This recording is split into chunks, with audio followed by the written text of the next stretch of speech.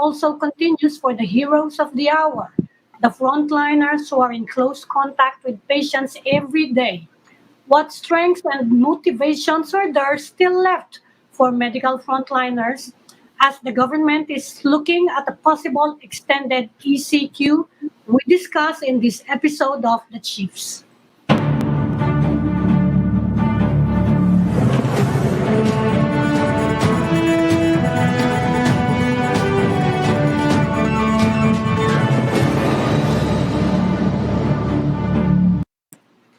Welcome to this special edition of the Chiefs here on One News.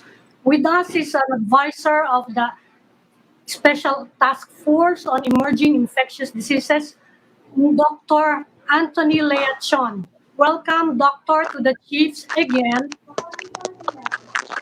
Dr. Leachon, can you hear us, Dr. Leachon?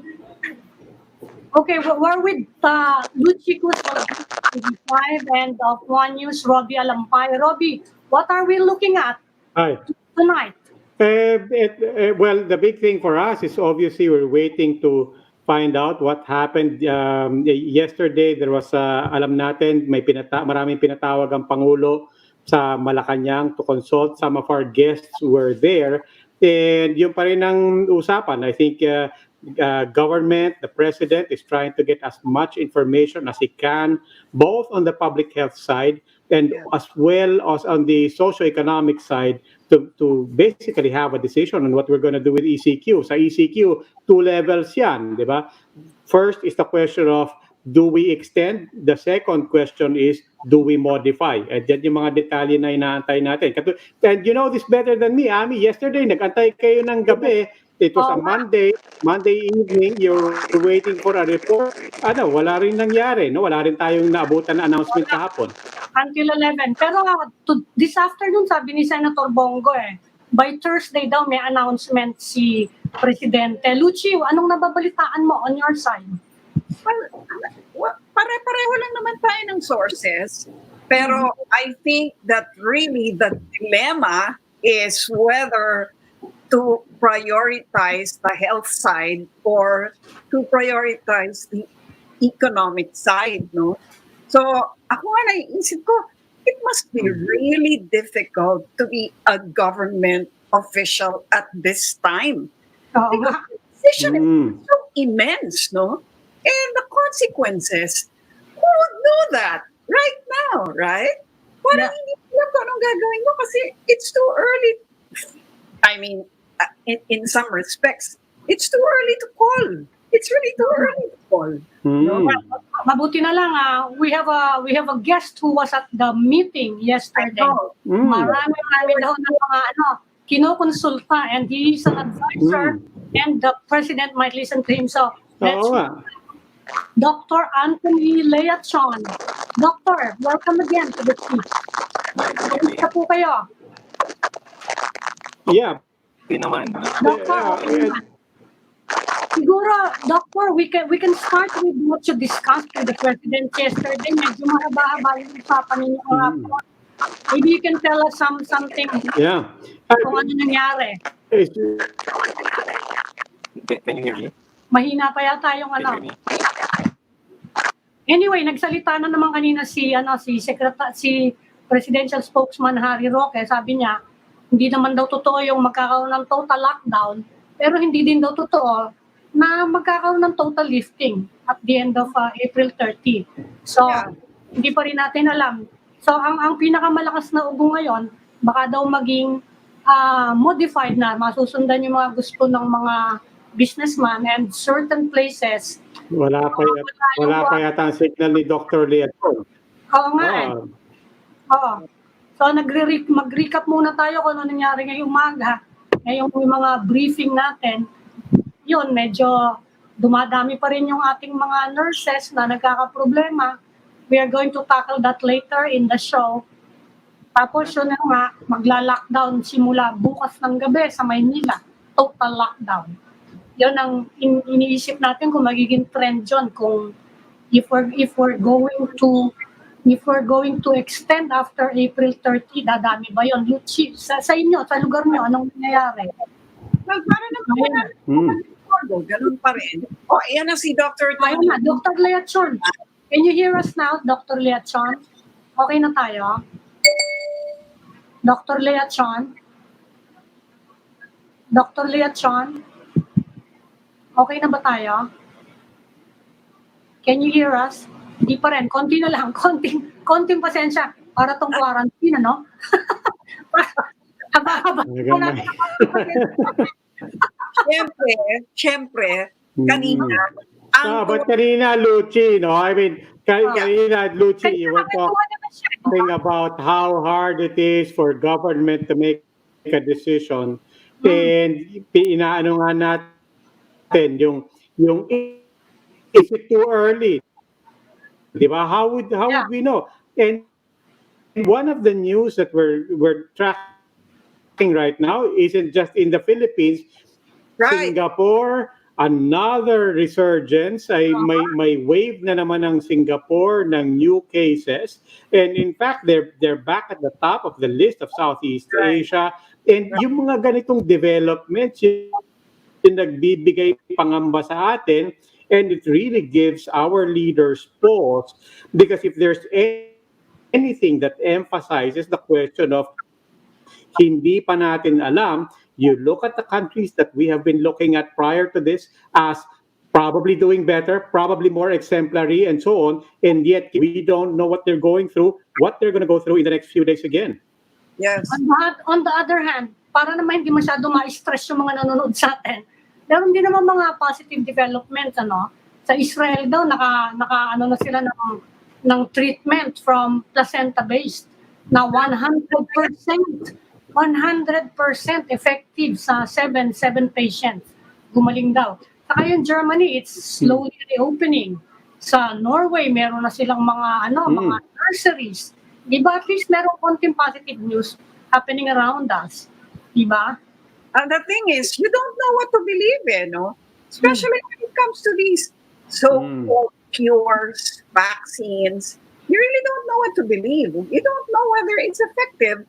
You don't know whether they're on trial. Because as far as I know, I mean, the vaccines are not that easy to develop. And you will have to test the vaccine over a long period of time, over, using thousands of samples. That's not going to take overnight, right? Pero at least merong, at saka yung sinasabi ni Trump, yung cure for malaria. Talaga palang aaprubahan ngayon, naaprubahan na ng FDA for testing. Ba? Oo. Na ginagamit din natin sa lupus. Kaya may mga groups, patients na ginagamit siya, na nagre-reklamo ngayon, they're running out daw. Nagkakaproblema sila ngayon sa pagsosource. Dahil sabi ng mga tao sa Mercury, nagpupunta ako kahit ano daw mabanggit. Yung sinabi na virgin coconut oil, naubos daw yung virgin coconut oil. Yung vitamin C, naubos. Pero yung huli kong punta sa marami na, puno na ng alcohol. Pagpunta ko sa Mercury Drug yesterday, marami ng alcohol. Saka bumalik na yung virgin coconut oil. Saka meron na rin silang vitamin C. So, Roby, ano pa yung mga medyo positive para naman hindi ma-stress yung mga natin? Mga nababalitaan. Mga positive developments. At pinag-usapan din pala si Secretary Briones kanina, sabi niya, yung mga ganyang bagay naman na napapalitan din natin kahapon sa paano pumapasok na rin yung mga isolation centers natin. And today, we were hearing about people also donating their blood, mga recovered patients. Just like Luchi said, we don't know. On the one hand, we're pinning our hopes on this. At the same time, we're along with other countries and looking at this either as experiments or something that has some efficacy that's already been proven. But pati yung mga plasma na yan, tinetesting na rin dito on whether or not people who have already recovered can contribute something by way of their own blood, by way of But anyway, I understand we're still trying to get Dr. Tony Leachon back. We're gonna have to take a break, a technical break, para lang po maayos natin to. And hopefully when we come back, we will be back with Dr. Tony Leachon. Please stay right there. The Chiefs will be right back.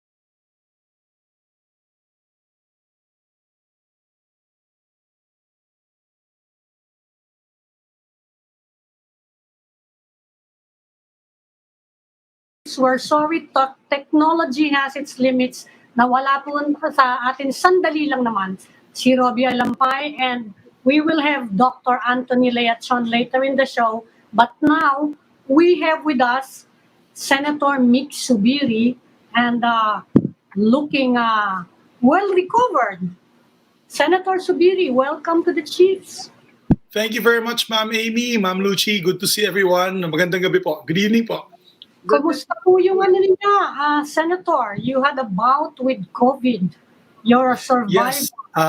You just Thankfully. donated plasma. Maybe you can tell us your experience. Yes. Well, first of all, thank God for saving me. Thank God for giving me the second life. Alam mo, nakakatakot magkaroon ng COVID dahil hindi mo alam, 50-50 eh. It could go mild, it could go severe. Yung nangyari po ay March 11, the last day of session, I was told, sinabihan po ako ni Senator Gatchalian, he called us, I was having dinner with Senator Angara and Senator Binay. Ang sabi po niya sa amin, we had a positive COVID patient in our hearing. So, medyo natakot po kami lahat, and that night I did what I had to do, which was to isolate myself. Kasi magkasama po kami sa isang kwarto yung buong pamilya ko. And we decided that for that night, I'll move them out and I moved them to the other room and I stayed alone. And, timing, because that night I had fever. Apparently, that was the start of my COVID experience. I had 38.5 fever that night and body aches the next day. So ang ginawa ko, I drank right away 1,000 milligrams of paracetamol every 6 hours. So nakaubos po ako ng 12 tablets. So that was about almost 36 hours. No? So since March 11, 12, and 13. So, pero, opo, yung actually, yung paracetamol, hindi po ma'am, Amy, it's ibuprofen yung masama. Yes. Paracetamol is okay. So, ang nangyari was, after that, nawala po yung fever, na-control, na-maintain ko po yung aking temperature below 30, by 37, below 37 degrees. Tapos siguro yung nakasalba sa akin, yung talagang nakatulong sa akin, it really helped me, was the pagmumumog, no? Gargling with hot water and salt. I did that every 2 hours together with Bactidol. Sometimes ina-alternate ko po. And I think, sabi nga ng isang disease expert na that probably was one of the reasons why hindi umabot sa baga yung virus, because apparently it starts off with a fever, it's in your body, but not yet in your lungs. And what happens is it gets stored in the throat na matagal po siya sa lalamunan natin, at lalo na pag palagi daw tayo nakahiga, dyan po na pumapasok sa baga yung virus. And I was really thankful na ginawa ko po yung mga protocols na tinuro sa akin ng mga doktor. I have to thank Dr. Paz Corrales of RITM, together with Dr. Nuni Fernandez of Makati Med, yung uncle ko po, kapatid ng mami ko, and all the other doctors, Dr. Kiki Posas also of St. Luke's, who were giving me good medical advice. And yun po, after that, March 13 po ako na-test. Of course, I still had some symptoms. Kaya nung March 16, positive po yung kalalabasan ng test. And then what I did was, I maintained my isolation protocol all the way to 36 days kasi talagang natatakot ako baka mahawaan yung pamilya ko. I was with my family, so I was here at home. So the last thing I want to happen was knock on wood that my wife or my children would get it. I could never forgive myself pag nangyari yun. So what happened was by March 30, I was able to get my second swab to check if I still am positive or negative. Thankfully po, I was negative, and then I had 1 week after, I had another swab for my second test, and then dun po lumabas na second negative na po tayo. And because of that, naging candidate na po ako for plasma donation. Kaya yung nakikita po nilang pictures, yan pong ginawa ko kaninang umaga sa Philippine General Hospital, sa PGH. Yes. So, opo. Senator, hindi ka pala talaga nagpa-confine the whole time. Thankfully, hindi, Ma'am Luchi. Kasi nagko-confine po lang kayo pag hindi na po kayo, nahirapan na po kayong huminga. Pag nahirapan na po kayong huminga, And yes, that's the time. Yun. Hindi pa po. Actually, yung pagbisita ko sa PJs was probably the first time I've been to hospital after several months. So, thankfully, hindi katulad ng kasamahan ko, no? Like for example, si Senator Sani Angara, Yes. medyo mas malala, no? He was a bit more severe than I was. He had to be confined for a few days in the hospital because he had developed pneumonia. So thankfully, I didn't develop pneumonia. Thank God, no? And Mama Mary, I pray to them every day, and that really helped me be able to sustain at home. Pero yun nga, many, about 80% po ng mga COVID patients katulad ko. Kanina sa PJH, I talked to several doctors, like for example, Dr. Gap Legaspi, he's the head of PJH, tsaka si Dr. Jonas Del Rosario, spokesperson ng PJH. Pareho po sila na-test positive din. And they were like me. They only had mild symptoms. Yung isang doktor, wala talaga naramdaman, pero positive siya. So, thankfully, 80% of the time, it's people like us. 20% of the other patients are a bit more severe. But what I'd like to ask and make an appeal, Ma'am Amy, Ma'am Luchi, no? Sa lahat po nakikinig na yun na recovered patient, sana po madonate po ninyo inyong dugo because it is really a life-saving procedure. Yung plasma po ay galing sa ating dugo at ito po ay may alamang antibodies. At itong antibodies, Ma'am Luchi and Ma'am Amy, are the ones that help fight the disease within our system. So, last Thursday, bumisita sa akin isang doktor ng St. Luke's, ng PGH, at kinunan po ako ng sample para ma-check muna yung dugo ko kung may antibodies at kung pwede po akong kandidato for donation. If anyone is interested, all they have to do is go to the PGH hotline and they'll facilitate everything. Kasi napaka-in-demand itong plasma. These are for critically ill COVID patients. At kinikwento nga nila kanina, they've had several patients na naging successful talaga. Wherein, there was even one story they were telling me, a 4-year-old or 5-year-old na bata, no, na child, talagang medyo critically ill na siya. Grabe na, puno-puno na ng tubig yung kanyang lungs. Binigyan po siya ng plasma therapy and within 2 days, gumanda po ang mga vital signs niya at gumaling po yung pasyente. So, kaya napakahalaga nito para sa ating fight against COVID-19. So, I think there are already over 520, 550 recovered patients. Yes. So far, yung nagdo-donate lang po sa St. Luke's are only 20, no? Dalawang po. I think I'm probably number 21. So, napakarami pa po hindi nagdo-donate. Huwag po sana silang matakot. I didn't feel a thing. Syempre, may malaki lang na konti yung needle. Pero kayang-kaya naman. Pagpasok, wala na po kayo nararamdaman. Pagbigay po ng dugo, the beauty of this Ma'am Amy, Ma'am Luchi, at so lahat nanonood po, hindi po kayo mawawalan ng dugo. Hindi po to katulad ng donation mo sa Red Cross na whole blood. Dahil pag donate po I always donate every quarter dahil kasama ko po si Senator Gordon sa Red Cross, he's my chairman. Every time I donate ng whole blood, which is about half a liter, isang bag po, mga half a liter po yan or 600 ml, talagang mahihina ka ng konti dahil syempre magbibigay ka ng dugo, hihina ka ng konti, medyo lightheadedness, but only temporary for 1 or 2 days, 24 to 48 hours. Pero dito po, kaagad-agad, wala po akong nararamdaman dahil binabalik po nila yung dugo. It's a centrifuge. May centrifuge machine po sila. Sineseparate nila yung plasma tsaka yung dugo. And then yung dugo na wala na po yung plasma, tinanggal na po yung plasma, pinasok na sa isang plastic container, yung dugo mo po bumabalik sa iyong katawan. So it goes back into your body.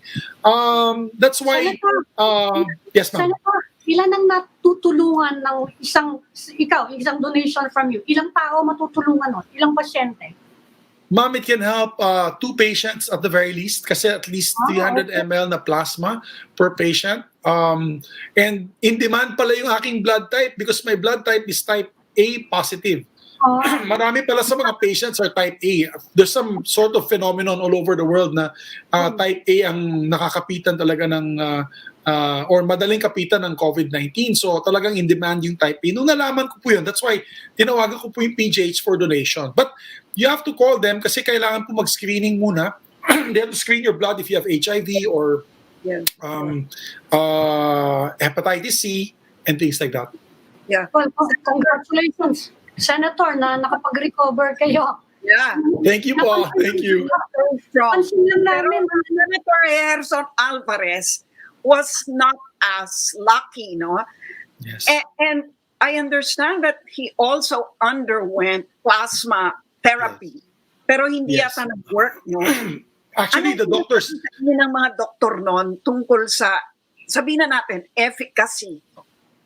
ng actually, nakausap po yung mga doctors na tumulong sa kanya dun sa, he was actually in, if I'm not mistaken, was it Manila Doctors? Kasi katabi ng PGH yun.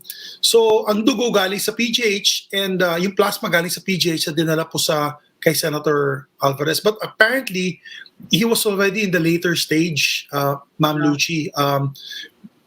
Kaya, ngayon, yung mga scientists ng PGH, they're trying to decide when will be the best time to give itong plasma treatment. Kasi, ang nangyari po kay Senator Alvarez, parang nahuli na. Medyo malala na yung situation. He was already 50-50 at that time. They were hoping that this could be a miracle para mababa po, gumanda yung kanyang vital signs. Yes. So now, what they're trying to recommend is not to give it too late in the stage. Right. Too late in the stage of the disease. So, ang gusto nila, in the median stage, habang lumalala na, nagkakaroon na po ng pneumonia, and may tubig na sa baga, dyan dapat bigay itong plasma with antibodies sa mga pasyente. So, I think that is what they were explaining to me kanina, dahil tinanong ko din po yun eh. Sabi ko, bakit kay Senator Alvarez hindi po gumana? At sabi nila sa akin, medyo huli na ang pagbigay. It was in the later stage na lahat ng vital signs na daw ay mababa. That's what the doctors were telling me. Of course, I don't know the particular situation. Okay, Senator, maiba lang tayo, no? Opo. Of course, pinag-uusapan ngayon yung kung dapat bang i-extend yung lockdown. And I think some members of Congress have expressed their objection to the extension, but others, like Congressman Salceda, has made known very strongly his strong opinion that it should not be, or rather that it should be extended. Yes. I want to know what your thoughts are on this. We have a Viber group, the Senate Majority Bloc. We have a Viber group. There are members that are in favor of an extension. They want science to show first that there is actually a leveling of the curve na mas konting natatamaan ng contamination kaysa nakikita po nating numero na yon sa mga recovered. No? We have to look at the science. We have to look at the numbers. We don't want na mangyari po sa atin ang nangyari sa Singapore. Singapore was the leader in the region in terms of controlling COVID-19. Now there is a relapse and explosion of COVID-19 in Singapore. The president of Singapore, kalalabas lang po ng Prime Minister, I think the Prime Minister came out on TV, and he was explaining the situation, no, na now nag-extend po sila ng lockdown for 4 more weeks. Yeah. Imagine from now 4 more weeks. And they were already relaxing, no? They were already relaxing the quarantine measures there. Now they have to extend total lockdown for 4 weeks, closing all establishments except for essential establishments like groceries and banks. Everything else will be closed. Well, So, what about yan ang- modified lockdown? Is that we have some colleagues also, Luchi, that are, we also have colleagues, Luchi, that are in favor of a modified lockdown. But ang problema kasi natin, Luchi, is, I'm sorry to say this, at mababash talaga ako ng social media nito or whatever, pero maraming pasaway sa ating mga kababayan. I just saw a video kung saan yung aming parish priest ay namigay po ng namagi ng relief goods sa isang barangay. I don't even know which barangay, but it's in near Pasig River.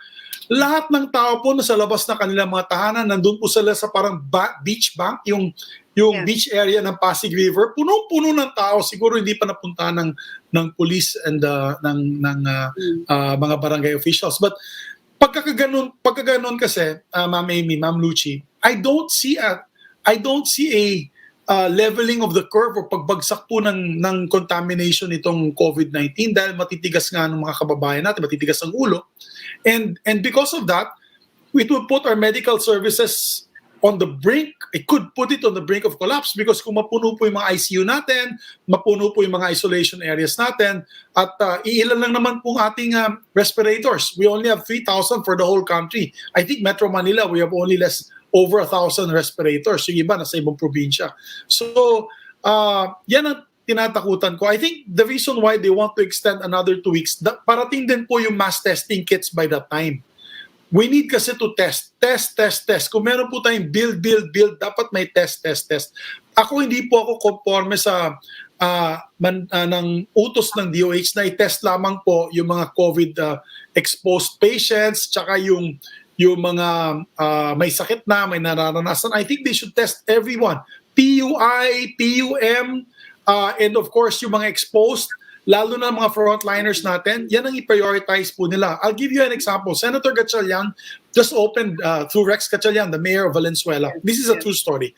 2 days ago, last week, he texted us that binigyan po niya kami ng report. He gave us a report on the mass testing that they did in Valenzuela. The initial test kits that came, ang unang tinest po nila, yung PUIs, PUM, and of course yung may sakit na talagang may symptoms. Obviously, the ones with symptoms are all positive. And then yung PUIs at PUMs, ito po yung nangyari. Yung PUI, which were mas malala na symptoms from the PUM, out of 10 that they tested, that they had in their list, 2 positive. But yet, under the DOH guidelines, they can still go home to isolate. Pero positive na po sila. Ito yung nakakatakot.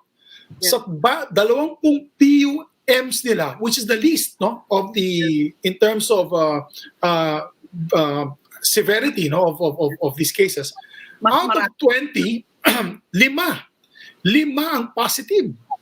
Kaya we have to test or else uuwi po yan sa kanilang mga tahanan. And we know the situation in many of these areas, lalo na sa mga informal settlers.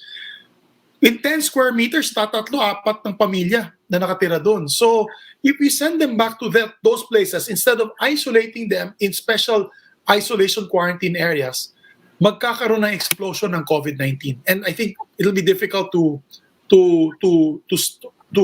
control it from then on. Ayaw po natin nangyari sa Italy, sa New York, sa Spain, na magkaroon po ng libo-libong contaminations within every week. And then, tatas. Pero Senator, the question is, pagpalagay na that we're able to identify the positives, do we have enough facilities and enough medical workers to actually attend to them? Kasi ang dami nun, sir. Pwedeng, well, we don't know, no? Pero let's just assume na marami yun. Pero mo bang sapat na kakayahan to actually care for them? We must prepare for the worst, and obviously we're not prepared yet for the worst. I do not know kung bukas na po yung ginawa po nilang isolation wards dun sa Rizal Coliseum, bukas na ba po? I'm not sure if kung bukas na yung sa Rizal Coliseum, yung sa PICC, and the other areas, because we need those. We need those to be operating now. And we also support the movement of all the LGUs, lahat ng moves ng LGUs para magbukas po din ng kanilang sariling isolation wards. Many LGUs now are doing that, from San Juan to Manila to Quezon City to Valenzuela, Makati, where they put up a number of isolation wards for their people, para sa mga residente dun. That has to be done. Unang na-decimate yung mga frontliners, no? Yes. Unang na-decimate. So, habang dumarami yung mga positives, kumukunti naman yung mga nasasama doon, yung mga frontliners. So, who's gonna care for the caregiver, diba? Parang gano'n na nangyayari. Kaya nga nauubos po yung mga frontliners natin, and I'm sorry to say that we really have to take good care of them. That should be priority number 1. At hindi lamang po sa private hospitals, pati sa public hospitals, but also in private hospitals, marami din mga namamatay na doctors from private hospitals. So I think the DOH should focus on the PPEs, and of course, also, kailangan din po natin priority natin dapat ang pagbibili ng gamot dahil mauubusan na tayo ng gamot. Buong mundo po, there's a bidding war for all these hydrochloroquine, for these HIV drugs, all the drugs that they are using now to be able to control COVID-19. Nauubos na po. Yung India, kalalabas lang po nila ng order that they will stop exporting these drugs kasi ang India, malaking pharmaceutical company po yan. Yes. So, they already stopped dahil tinatago po nila for their 1 billion population. Kaya nga, Senator, I think the challenge is where is the balance point? Because if we continue with the lockdown, di ba, di lalong walang manufacturing that will come, that will go on. Paano magtatapos, and how will an extension of the lockdown actually help? Senator, dagdagan ko lang yun kasi in-announce kanina na magre-resume na daw ang session ng Congress on May 4. So kayo mukhang medyo nakahanda na kayo na Well, yun nga, kailangan namin, opo ma'am. As usual na ba kayo? Hindi po ma'am back to normal. I think ang mangyayari po, kailangan talaga namin pumasok kailangan po namin pumasok ng May 4 because we have to approve the resolution for teleconferencing. And then hopefully we can do already our teleconferencing at home para hindi na po ma-expose yung aming mga staff and of course ang mga senador. Alam mo, marami sa aming mga senador, hindi naman lahat ay kasing tibay ng ibang senador na katulad ni Manny Pacquiao na matibay. Meron po tayong senators that are senior citizens and of course have underlying health problems as well. So what we want to do, modified na po kami, I will appeal to the body na we will have non-essential visits muna. Kaya nga ako nahawaan, Ma'am Amy, Ma'am Luchi, sa dami ng bisita dun sa Senado noong March 9, 10, 11, puno ng Mayor's League meetings, mga Councilors League, may mga liga noon lahat sila pumunta sa Senado. So, ang dami nagpa-selfie sa amin, doon po kami natamaan. Teleconference kayo. Hindi kayong targeted hearings. Yes. Actually, ang mangyayari kasi, Luchi, we discussed this in our Viber groups, no? For this month of May 4 to June 4, we want to prioritize muna essential pieces of legislation that can help us in this time of COVID crisis. In other words, wag muna natin pag-usapan yung sports or other issues or we'll just move it aside first. Let us discuss how we can help. Yes, ma'am? Senator, bago yung mga yung mga legislation, kailangan niyo munang mag-goodbye kay Senator Alvarez. Yes, ma'am, of course. May special kayo, First, kasi di ba ang protocol kapag yes, COVID death, kailangan dire-diretso sa crematorium. Yeah, actually, ma'am, paano yung necro niya for Senator Alvarez? Thank you for asking that. Alam mo, we are very saddened of the passage of Senator Harrison Alvarez. Isa po siyang haligi ng Senado in terms of his achievements and what he's done. For example, in my advocacy of environment, alam mo si Senator Alvarez was a champion of environmental issues and anti-climate change. So, ang gagawin po namin na Ma'am Amy, itong May 4, usually kasi may necro po kami. When a member of the Senate passes away, even if we're on break, nagsesession po kami for 1 day, we come back and then we honor him. At this time, hindi po namin magagawa out of the COVID-19 protocols, but we will honor him on May 4 with a resolution. That's the first item on our agenda. We promise that, ma'am. I see. Okay. Sige. All right. That's interesting. But we're not done yet. So. Yes, ma'am. Yes, ma'am. Yeah, we're not done yet. We're just going to go to GAP and then we will continue this very interesting conversation. So stay with us. We'll be back. Thank you, ma'am.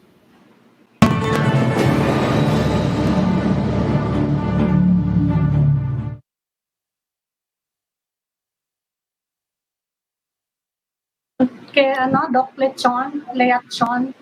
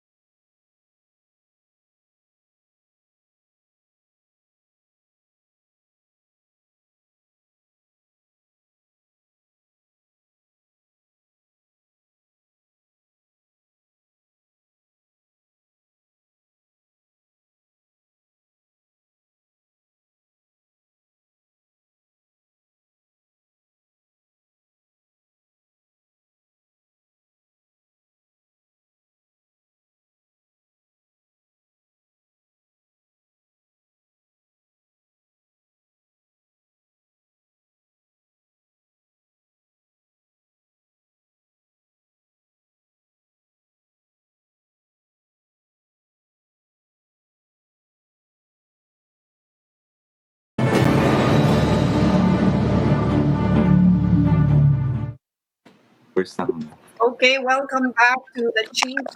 And at this point, we will also welcome back Dr. Tony Leachon. Dr. Tony, ay salamat. We need to talk to you because you are our witness for what happened last night during the meeting with the experts. Ano ba talaga nangyari? Can you hear me? Yes, Yes. Can you hear me? yes.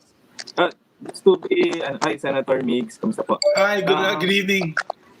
Po, ito lang po pa, unahan ko na po kayo. Wala pa hong decision and then wala pa rin time. Ang purpose nung meeting, nandun si Senator Soto, si Congressman, Speaker Alan, Peter Cayetano, Senator Bongo at si Congresswoman Helen Tan, then some cabinet members of the IATF, and former secretaries of health and health advocates.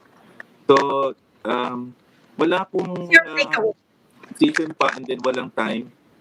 We were given po some time to speak up and then kung ano yung views ninyo. So, isa-isang muna pong tinawag yung mga secretaries of health.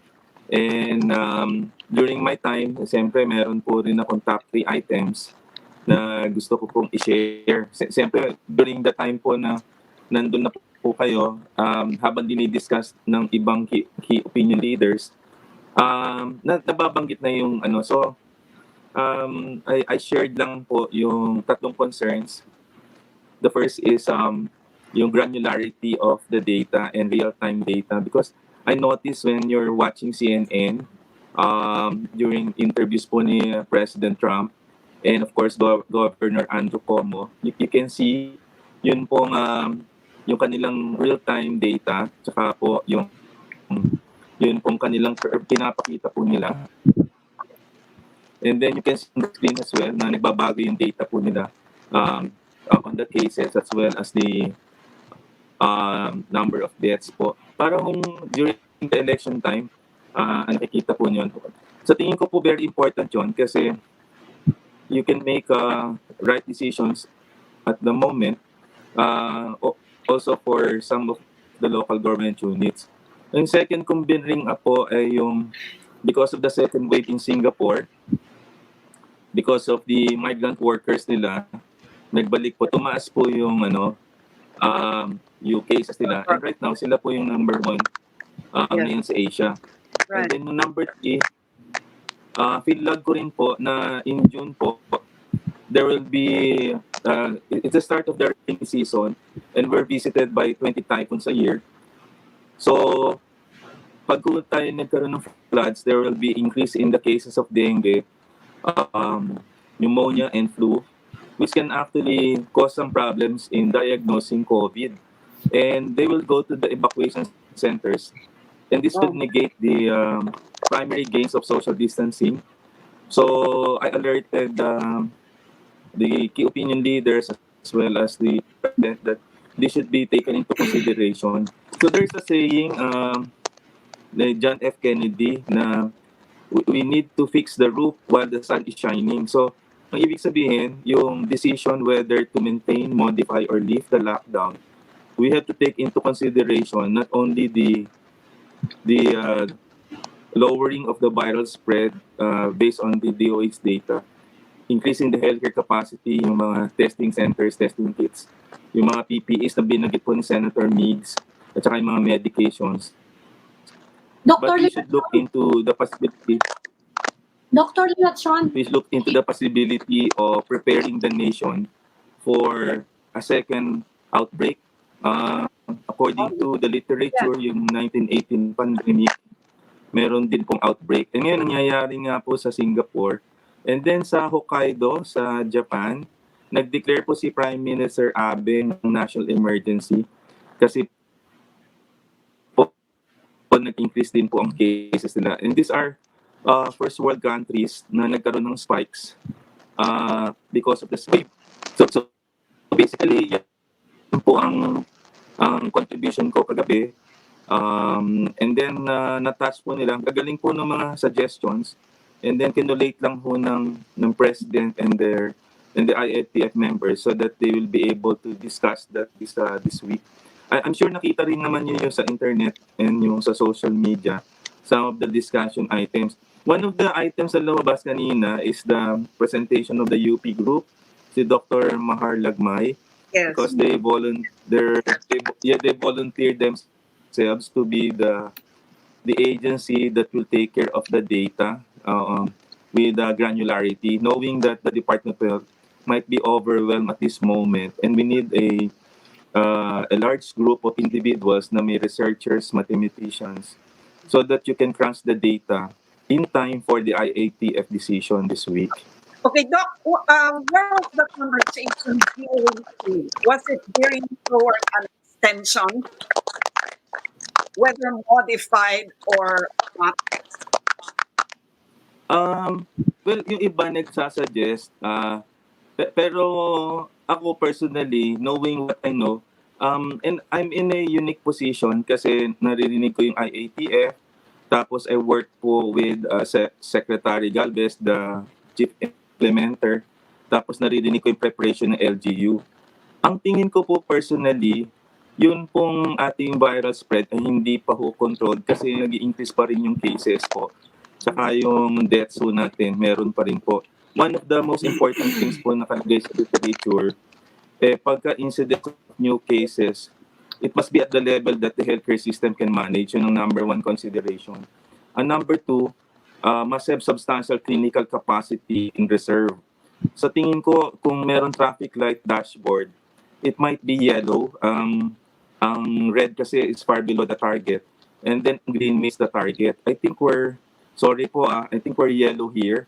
And I don't think in 9 days we'll be able to achieve that. Kasi I have not seen the curve ko, the Philippine style. And nakikita ko pa, hindi ho po anong consistent basis. I can see it from some epidemiologists volunteering their service. Now, ang isa pong nakikita ko rin, yun pong tinatawag nating healthcare capacity. And number one dito yung testings. As you can see po, nira-ramp up po natin. That's the favorite word ngayon, ramp up. Yung testing centers, testing kits in order pa. And tapos nagkasakit po yung mga taga-RITM, 40 of their employees ang nagkasakit. So this will scale down their work from April 16 to April 24. So dun pa lang po, logically po, if the main center ng laboratory in the Philippines, medyo maantala po yun. So even without deciding po health-wise, kasi I'm a doctor and seeing right now the situation, I don't think we can start the economy na parang one bang. If ever po, parang like in the suggestions po in other country and saka sa World Health Organization, ang tawag po nila phasing or localized. Ang ginawa ko pong reference modeling, China po. Ang China po ang pinakahuli ay Wuhan. Inuna po nila yung areas in China where yung sakit bumaba na at ang healthcare capacity okay na po. Ang pinakahuli nila po ni-reopen ay yung pong Wuhan, which is the epicenter. At nakita ko po sa John Hopkins, nag-flatten na po yung curve ng China doon ng New Zealand and South Korea. Yan po yun. At yung new spikes, dalawa pong countries na first world na tinatawag naming COVID models, Japan and Singapore, because of the second spike. Sa Japan naman, hindi migrant workers. According to Prime Minister Abe, as long as people daw are walking and cross borders, magkakaproblema ka kasi hindi ho siya nagpa-lockdown doon . And then hindi rin siya aggressive sa test kits. So nung naglakad na yung mga tao, nagkahawahan po yun. Yun ang kanyang analysis. So ngayon, nagte-testing po siya ngayon and then nagpapalimit siya ng movement. Like in the Philippines po ngayon. Dr. Leachon, mukhang hindi pa kayo confident na kaya natin mag-lift ng ECQ by April 30, no? Marami pong salamat sa mga insights nyo. Hihigan po namin yung reaction yung isa po namin guest ngayon. We will go to Cuba to Senator Mig Zubiri. Senator, narinig niyo po yung Senator, pagaling po kayo. Okay na po ako, Doc. Thank you, Doc. Thank you, Doc. Okay na Salamat. siya. Thank you. Siguro, Senator Zubiri, mas medyo positive ang message ninyo dahil gumaling kayo. Narinig Yes, niyo pero, sinabi niya, opo, actually, iba natin na mag-ease, mag-modified quarantine by the end of April 30. Ma'am, Ami, I think you could see na ang sinabi niya, no, patulad ng binanggit ko kanina, at tinihintay niya po yung mga numero, at sa mga numero nakikita po niya na yun, parang malabo pa, marami pang nako-contaminate at nadadagdagan po na nadadagdagan ang listahan kaysa humihinang ang listahan. In other words, we're gaining ground actually, tumataas yung ating mga patients na positive. So, katulad ng binanggit niya, ayaw niya po nangyari sa Singapore at sa Japan, Hokkaido, Japan, dito sa atin. So I think we may need to extend another 15 days. I am with the group dun sa Senado na, pumapayag or sumusuporta sa extension for another 15 days. Katulad ng binanggit ko kanina. Yes, ma'am. Yes, ma'am. What about the economic damage, the implications? Well, I think another 15 days, if it was maybe another month or so, there could be long-term ramifications in terms of the economy. But I think another 15 days, I think we can survive. Many countries, I think India nag-extend another 2 weeks. Yung sinabi ko kanina, yung Singapore extended 4 more weeks. They'll be opening second week of May. There are countries, I believe Italy and other, I think Spain will again move forward another 2 more weeks. Pero tayo, threshold. Yes. Oo nga, pero naalala mo sinabi ni Mr. Ramon Ang, di ba? Sabi niya, yung pera kaya natin gawin ulit. Yung buhay, pagpatay, wala na. Goodbye na. So, yan po ang aking experience. Sinasabi ko po sa ating mga kababayan lahat, ay napaka-traidor po nitong COVID na ito, COVID-19. Mag-ingat po tayong lahat. Huwag po tayong pasaway. Lalong-lalo na kung mahal po ninyo ang inyong anak, asawa, magulang, lolo at lola. Pagpasaway po tayo, pag umuwi po tayo ng bahay, baka mahawa po sila lahat. At syempre, dahil mahawaan po sila lahat, ay pati yung mga doctors at nurses po natin ay kawawa. So, manatili po tayo sa ating mga tahanan para at least bumagsak po yung curve na ito, humina po yung contamination at mas konti pong mahawaan. Okay, Senator Mig Zubiri, marami pong salamat at congratulations. Thank you. Thank you po, ma'am. Thank you. Babalik po kami, meron pa kaming isang guest. Thank you very much.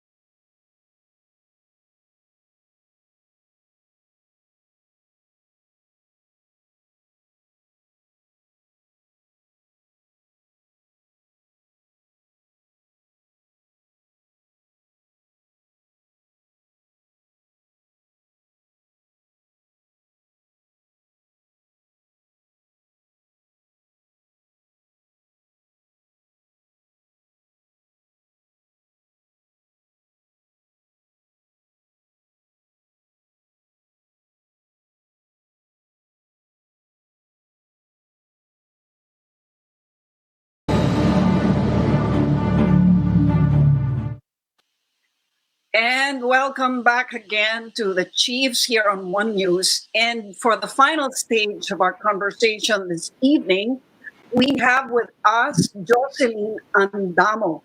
She is the Secretary General of Filipino Nurses United. Welcome, Jocelyn. Welcome. Good evening. Thank you, Jocelyn. Ma'am Luchi, Yes. Ma'am Amy. Okay, Jocelyn, ang dami nang nai-infect na mga nurse, no? At Yes last po. count, I think we were at 242. Yes po. Tapos meron pang, That's right. I think something like 43 na mismo nasa RIPM. Okay, Mhm. can you explain to us, or at least describe to us, the situation on the ground? How is it? Are you sufficiently protected? Yung dami po ng cases ng COVID among health workers and nurses at yung deaths po ng doctors and nurses ay tingin namin ito ay isang indikasyon ng inadequate protection po ng mga health workers on the ground. At present, our nurses are very tired, emotionally, psychologically, and physically stressed out. And we feel that nurses are not fully protected. Paano yung PPEs shifting? are still insufficient. Yes. Can we talk about the shifting, no? How long do you have to work? Yun muna. Apo, marami pong members namin na kukwento na merong nag-duty po sa kanila ng 14 days straight and 7 days straight po. Ang Oh. iba sa ibang ospital po na government hospital. What do you mean by straight? Walang pahinga? Opo, Ilan ang tulog mo? Mga ilang oras ang tulog mo? Nakakatulog. yung 7 days straight po, sabi nila, they go on duty for 8 hours. Yung iba po ay nag-duty ng 12 hours. Wow. So, Tapos, tingin po namin talagang nakakapagod ito. yes. Ano yung protective equipment nila? Oo. Ano yung protective equipment? Napapalit-palitan ba yun regular? Yung mask? Opo, meron po silang PPE, may mask po, coverall, kompleto naman po. Kaya lang, kung minsan po ay may question kung ilang oras po or minuto silang na-expose doon sa mga patients. Sa tingin po namin dapat minimize po ang exposure nila sa mga cases para hindi po sila ganun ka-expose sa virus. So what is the ideal amount of exposure? Sa tingin po namin, sa isang shift, kailangan once or twice lang po silang lalapit sa pasyente para bigyan ng care ang patients. Kaya lang po, kung halimbawa kukonti ang staff, napipilitan silang mag-handle ng maraming pasyente or magkakaroon sila ng mas maraming interaction o exposure doon sa patients. Kaya kami po ay tingin po namin merong dapat i-evaluate, no, yung immediate po or urgent na kailangan ma-evaluate ang ating mga procedures, protocols on the ground. Halimbawa po sa number of hours and number of days ng duty, we have to evaluate kasi tingin po namin ay may problema po dito. It's really very problematic, if not extremely dangerous po, ang protocols na ini-implement sa ngayon. Na kailangan po talaga ng immediate evaluation. Kumusta naman yung yung mga accommodations, yung transportation papunta sa trabaho? Kasi nagkaroon ng problema nung umpisa eh. Naremedyohan na ba yun? Meron pong iba na naremedyohan. Meron iba po na gumagawa po sila ng sarili nilang pamamaraan, no? Kasi kawawa po yung ibang mga nurses na nagtiis halimbawa sa rooms na napakainit. Merong ilang days silang nagstay doon. Eventually, sa pakikipag-usap nila sa management ay nabigyan sila ng mas maayos na room, well-ventilated or may air-conditioned room. Pero meron pa rin ho kaming mga kasamang nurses na members namin na natutulog lamang sa sahig, no? Or walang cubicles. So, Sahig ng hospital po yan, yung sinasabi niyo? Opo. Sahig ng hospital. Okay. Opo. May panahon din po na nagstay din sila doon sa vicinity kung nasaan yung mga pasyente. Although yung iba po ay eventually nailipat din sila sa ibang building. So, may mga ganong risk po, no? Kaya merong mga, kumbaga masasabi nating mga butas, loopholes, na kung saan ito po ang nagiging cause ng talagang risk, no po, yung na-expose sila doon sa virus. So, Pero yun yung pag sinasabi mo na dapat baguhin yung protocol, halimbawa bawasan yung oras sa COVID patient, pag Yes. ginawa yun, di magkukulang kasi even now, di ba, Yes, yung ma'am. ratio ng nurse Yes, ma'am. to patient, Yeah. Kaya po, napakataas, no? yes. So, We go to our another recommendation. That's why we're appealing to the government the urgent mass hiring of nurses because of we see and we foresee the depletion of our human resources. March pa po nanawagan na ang Filipino Nurses United of the urgent mass hiring. Hindi naman po dito sa ospital, kundi pati sa communities natin, sa rural areas, marami po kaming members in the rural areas. do we have enough? We don't have enough nurses, but we can hire more nurses because as a statistics po ng Department of Health, as early as 2010, we have 200,000 unemployed nurses in the Philippines. Wow! Marami Yes na. po. Hindi, Napakadami. ayaw nilang pumasok, ayaw nilang maging nurse actually. Kasi yun ang mababa yung sweldo, na masama yung compensation, tapos ang hirap-hirap ng trabaho, long hours. Totoo ba yan? Kasi at one point, natatandaan ko, sabi nila hanggang mga 300,000 actually na nurses na karamihan nagtatrabaho nila sa BPO kasi mas maganda yung compensation. Totoo ba yun?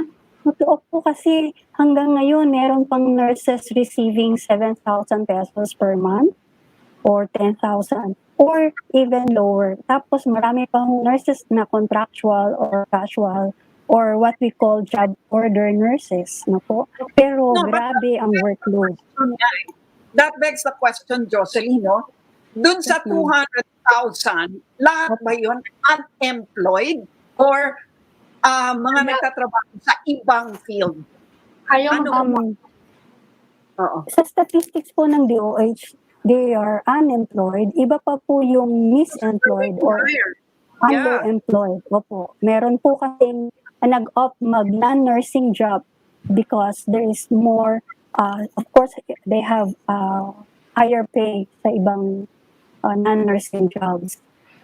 Hindi naman po natin sila masisi. Pero kung mabigyan po ng makatuwilang sahod, just pay ang nurses and mas humane work conditions, no? Sana po merong safe nurse-patient ratio. Mas na-encourage po natin ang maraming nurses na mag-work sa hospitals and ating community centers, health centers. Ang problema ngayon sa nakikita nilang na dangers na sinasapit nyo, baka lalong umiwas siya na pumasok sa nursing at this point. Nila asking price, di ba? Opo. Ang kasi po initially yung DOH offered us volunteer scheme po sa dito sa pagtugon sa COVID-19 crisis. Ngayon ay sinasabi na po bigyan basic salary. Kung sa nurses po ang ating hiling ay yung entry-level salary of nurses amounting to 32,000 pesos per month na po. At saka syempre nasusunod na siya, di ba? Hindi pa po na-implement. Unfortunately, hindi pa po na-implement.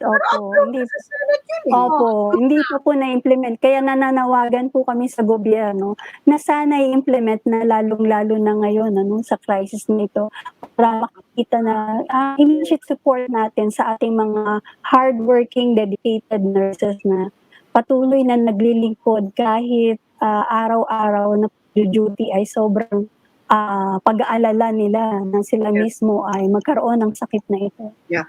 Do you think that 32,000 is enough attraction, especially given the situation where the risks are just very high? Opo. Sa FNU po, actually gusto po namin ng mas mataas. Pero, syempre, hindi na realistic, no?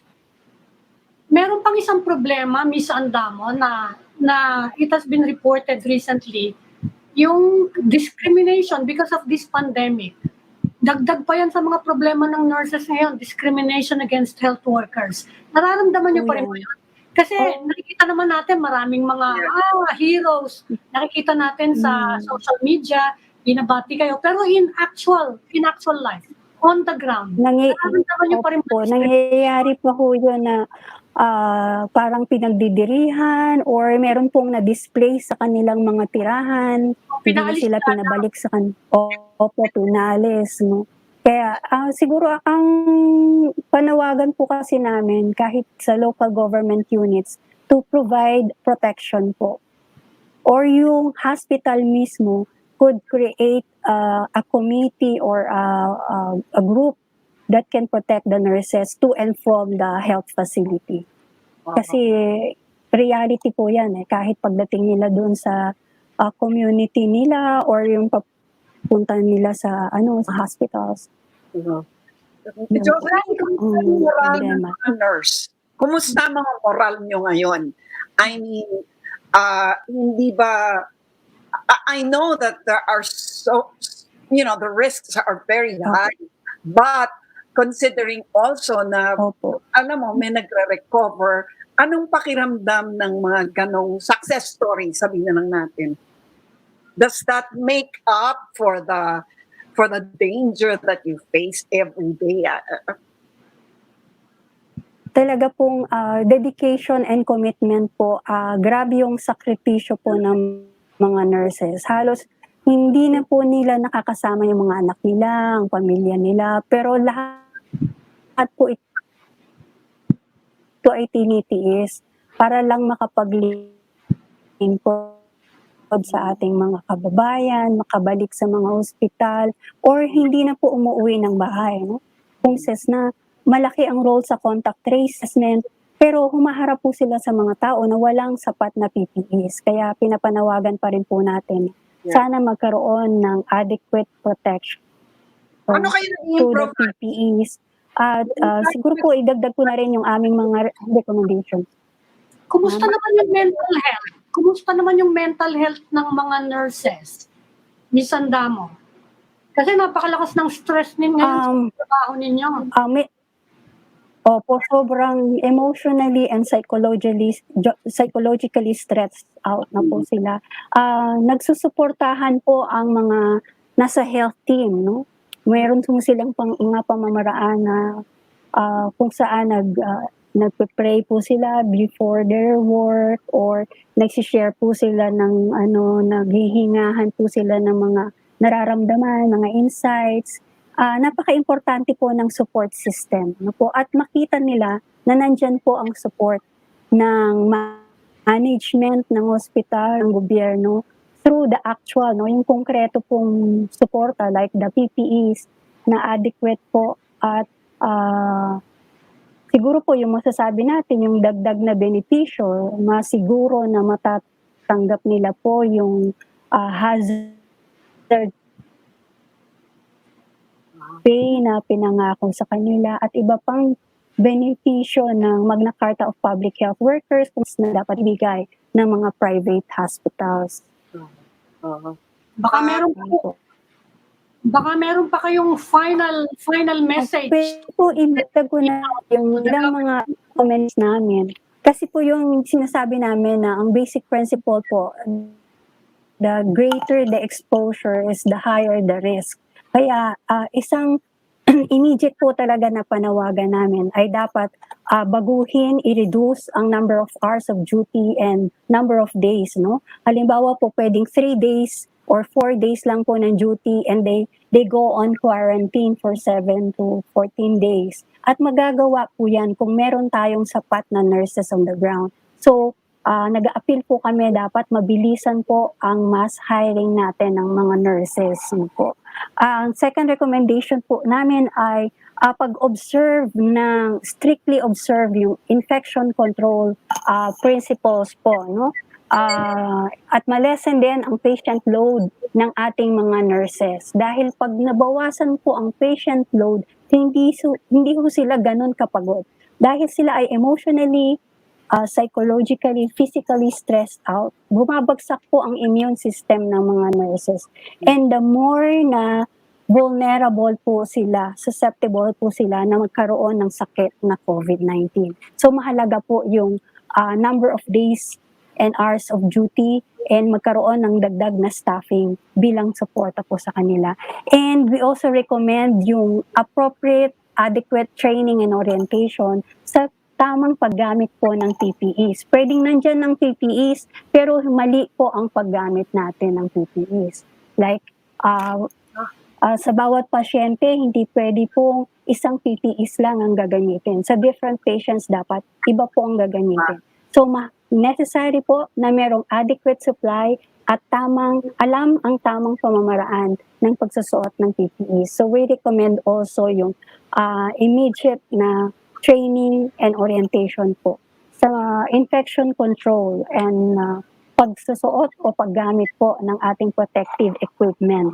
And of course po, yung ating pong panawagan na napaka-importante rin po, yung urgent na mass testing of all health workers. Yes. Kasama na po ang ating mga nurses. Dito man sa city at pati man sa, sa probinsya. Kasi marami po kami mga nurse members na nagsabi na natatakot na po sila dahil pakiramdam nila sila ay hindi protektado, kaya sila po ay nanganganib na posibleng meron na rin po silang sakit. Quick At question. marami nga po. Quick question, no? Kasi nasa battlefront kayo. Ikaw ba, Yes po. are you in favor of extending the lockdown? Sa amin po, dalawa po kasi ang konsiderasyon niyan eh. Yung health aspect at saka yung socio-economic aspect ng ating mga kababayan.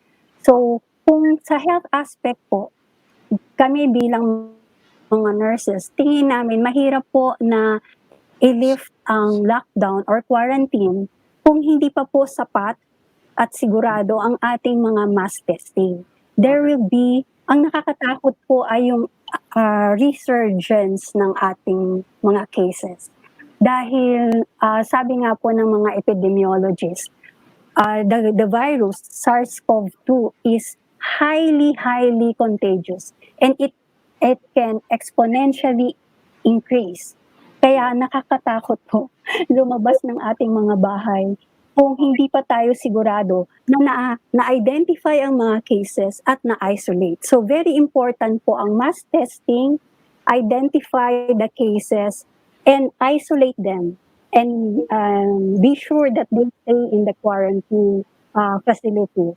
And doon din po sinasabi natin na ang mga nurses, malaki po ang roles dito po sa communities and doon din po sa mula po sa contact tracing, sa assessment, and sa assistance nila po sa testing and doon po sa quarantine facilities. So, sa bahagi po namin, mas maganda po na i-extend muna ang ating ECQ para masiguro na ma-identify muna natin po ang ating mga cases, ma-isolate sila at mailagay muna po sila sa mga quarantine facilities. Ayun po. At syempre po, mahalaga rin na bigyang pansin ang pang-ekonomiyang kalagayan ng ating mga kababayan, masiguro po na ma-provide ang basic needs nila tulad din sa pagkain at syempre po yung ikabubuhay nila dahil marami tayong mga kababayan, kahit po yung mga nurses na kasamahan namin, marami pa rin pong no work, no pay. So sana ma-subsidize and ma-regularize po ang ating mga contractual workers and nurses para masustentuhan nila ang sarili nila at ang kanilang mga pamilya. Kung hindi, yun sabi nga po nila, mamamatay sa gutom ang ating mga kababayan kung hindi naman po masuportahan. So yun po ang aming mga rekomendasyon at pananaw at sa tingin po namin, kailangan natin ng agarang pagkilos, hindi na po natin ma-afford ang delay dahil time is of the essence. Bawat araw po mahalaga kasi ang buhay po ng nurses ang nakataya dito. Sa bawat pagtungtong nila sa mga health facilities na pinapasukan nila. Kaya kailangan meron hong immediate measures para makontrol ang pagkalat ng COVID-19 na ito. Right, thank you, Jocelyn. Salamat. Maraming salamat. That's the voice of the heroes of this battle, Ms. Jocelyn Maraming Andamo, salamat. Secretary General of the First Filipino Nurses United. Marami pong salamat for joining the Chiefs That will be all for this special edition of the Chiefs. We hope what was discussed here will keep the conversation going. I'm Amy Pamintuan of the Philippine Star. And I'm Luchi Cruz Valdes of News 5, and we are One News.